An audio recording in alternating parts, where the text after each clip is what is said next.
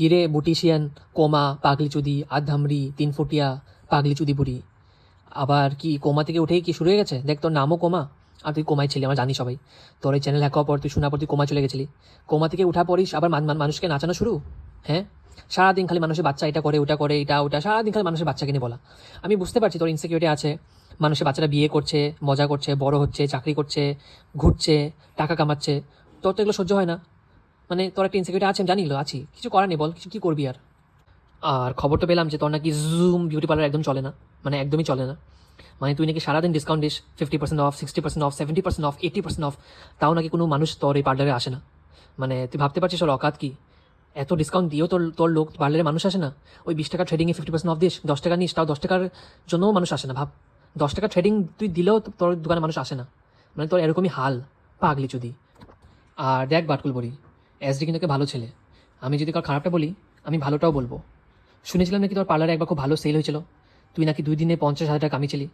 ভালোই কথা, 2 দিনে 50,000 সেল, খারাপ নাকি না? আর শুনলাম নাকি ওই দিন তোর পার্লারে খুব ভালো ভিড় লেগেছিল, আর রাস্তা অব্দি লাইন লেগেছিল। সবাই নাকি সুজাতা আর অনামিকার ভিডিও ছাড়ার পর নাকি লাইন লাগিয়েছিল যে ওরা কোথায় ওরা কোথায়, মানে ওই অনামিকার আর সুজাতার ফ্যান ফলোয়ার্স, মানে ওদের সঙ্গে দেখা করার জন্য। তো পার্লারে ওই দিন খুব ভালো সেল হয়েছে না, খুব ভালো সেল। ওটাও হয়েছে কার জন্য? অনামিকার জন্য, সুজাতার জন্য, ওদের ফ্যান ফলোয়ার্সরা এসেছে তাই হয়েছে, নাহলে হয়তো হতো না। কেন কি তোর তো ফ্যান নেই, তোর ফলোয়ার্স নেই, তোর কিছুই নেই। দেখ, যেটা সত্যি ওটা সত্যি। আজকে যদি সুজাতার অনামিকা ওদের লক্ষ্মী লক্ষ্মী পা তোর দোকানে রাখতো না, তাহলে তোর আজকে সেলটা হতো না। সেলটা হলে আজকে ভাব তোর কী হতো, 50,000 তুই পেতি না।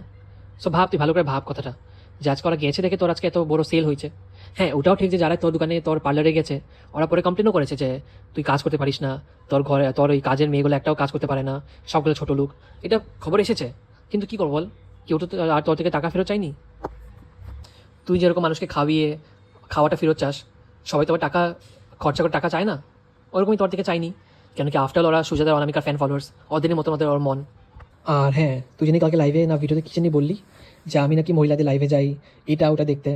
দেখ, যখন আমি তোর লাইভে আসতাম তোর তো আমি দেখতে পারতাম না, কেন কি নেই তো দেখবো কী করে? তোর তো কিছুই নেই দেখার মতন, ওই একটা পেট আছে ওই মটকার মতন, ওইটাই বেরোয় থাকে, আর তো কিছু নেই। সো আর তুই আমার থেকে এক্সপেক্ট করিস আমি, তোর ছেলে থেকে ছোটো একটা ছেলে, তুই আমার থেকে এক্সপেক্ট করিস আমি তোর দেখবো? তোর বড়ই তো দেখে না, তুই আমার থেকে এক্সপেক্ট করছিস কী করে পাগলি চুদি? তুই আগে তোরা আধামরা বুড়াটাকে ওই ড্রয়িং রুম থেকে তোর বেডরুম দিয়ে আন, বেডরুমে বিছানো দিয়ে আন, বুঝলি? তারপর আমাকে বলবি আমি কি দেখবো কি দেখবো না। আগে তুই নিজের বরকে তো বল যে তোকে তাকিয়ে দেখতে, ও তোকে তাকিয়ে দেখে না। আর তুই এক্সপেক্ট করছিস আমি তোর তোর ছেলে থেকে ছোটো বয়সী ছেলেকে আমি তো তাকাবো? তোর আছে কি তাকানোর মতো কিচ্ছু? আগ ধামড়ি পাগলি কোমা বুড়ি চুদি, কীরকম লাগলো শুনতে এই কথাটা? ভালো লাগলো তো?